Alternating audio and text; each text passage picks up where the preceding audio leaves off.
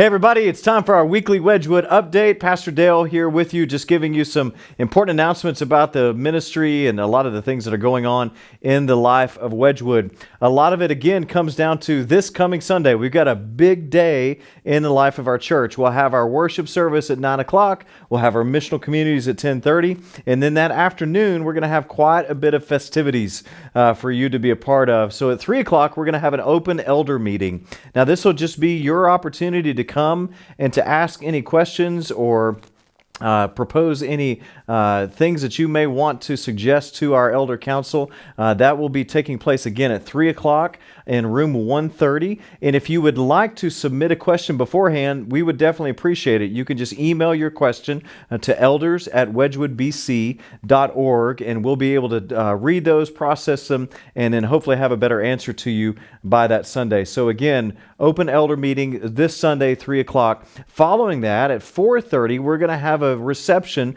for the Livelies. As you all know, Patrick and Nicole, Patrick became our official student minister last summer, and so we're finally able to have a reception for him and his family. And so let me encourage you to be a part of that. That will be taking place at 4:30 this Sunday in the gym.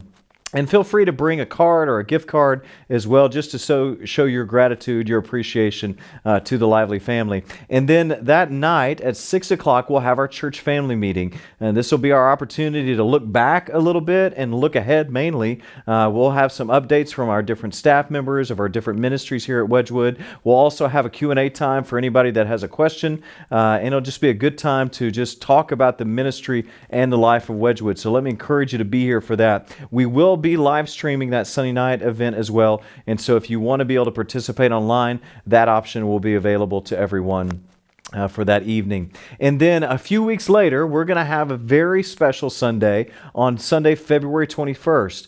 We're going to be welcoming author Dr. George Yancey, who is a sociologist and author of numerous books on the topic of racial diversity and racism and things of that nature. And Dr. Yancey is going to be coming to talk with us about his book, Beyond Racial Gridlock. And so we'll actually have him preaching in our 9 o'clock service. And then for all of our missional communities that want to be a part of it, we'll have him in the sanctuary for another gathered presentation, probably on the content of his book. And then at noon, we're going to have a luncheon with him.